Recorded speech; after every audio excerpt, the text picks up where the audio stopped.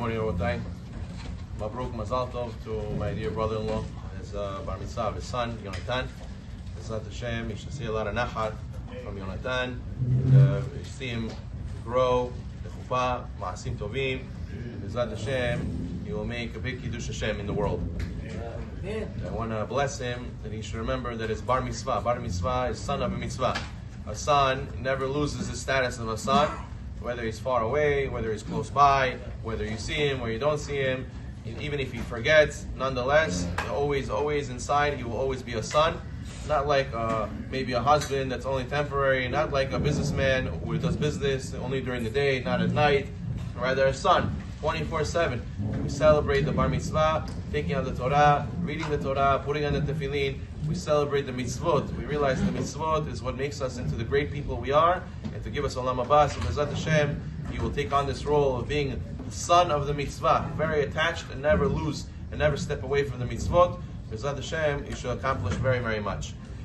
We were speaking the laws of Derech Eretz before, so we'll continue these halachot. It's very important that during a meal, a person also, whenever he gets together with his friends for a meal, he also has Derech Eretz. Obviously, there's no room for to blow your nose or to pick your teeth at a meal. A lot of times people have sometimes to blow their nose. They should get up and step away for it to be able to blow their nose. You can discuss another person, just like we said before. When you go and you take in your mucus and you go like this in front of people, it bothers them. They get disgusted. The Gemara says Hashem will judge a person even for this, that he disgusted his friend. So at a table where everybody's eating a meal, how much more so a person has to be careful not to blow his nose, at least turn to the side, say excuse me, then blow your nose. At the end of the meal, a lot of times people have meat stuck in their teeth, and they give out floss at the table. It's not appropriate. It's not Derech Eretz to sit there, everybody flossing their teeth together. You wouldn't do this at a wedding. You wouldn't do this at somebody's party. So why are you doing it at a Shabbat table? Also, it's not appropriate. Even if you go like this, people go like this with their hand and try to floss, it's not appropriate. It's not something you do. You just like you don't brush your teeth at the table, even if you go like this, so too floss. Flossing is also like brushing your teeth. You're not supposed to be doing this in the Shabbat table and not at a meal. Also, from the laws of Derech Eretz, was a guest.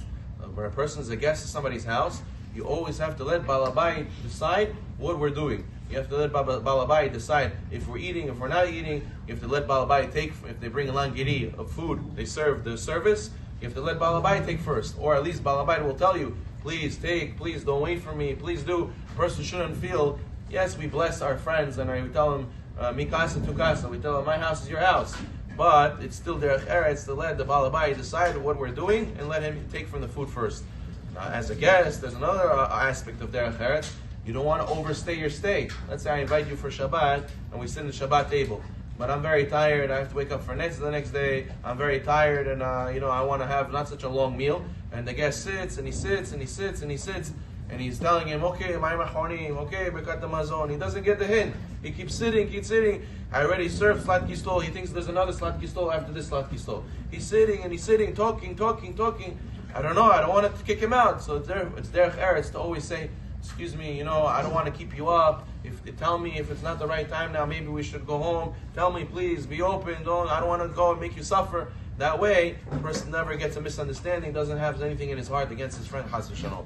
And also, how important it is that even if you're very good friends with somebody, it's not Derech Eretz to go knock on the door and just walk inside the house. Or I saw people, sometimes they open the door, they go in the house. They go in somebody else's house, opens the door, he's comfortable, he thinks that he's a Ben Bayit, so he can just walk into his house. A lot of times, even family members, I have Shalom Bayit questions in the community. People say, Rabbi, my father-in-law always comes to my house, he doesn't ask, he just comes. I'm not dressed properly, I'm not in the right mood, I just came home from work, I want to relax, and I have guests non-stop coming to my house. I had a lady, she said that I hosted guests Shabbat afternoon. After Shabbat afternoon, they left. I thought I was going to rest.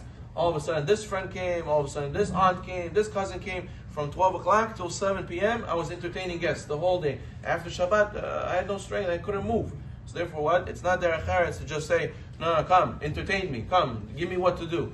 The person has to ask, is now a good time? Maybe I should come back a different time. Do you have strength? Are you accepting guests right now? Person knocks on the door. I'm here. Entertain me. Give me food.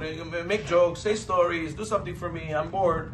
person has to know that your family and your friends are not entertainment. They don't go to the house and just say, I'm going to sit here and let me see if something interesting will happen. The person has to have derech eretz and say, are you in the mood? Do you want to hang out now? Is now a good time? Maybe you didn't take a nap. Did you take a nap? Let me come back after you take a nap.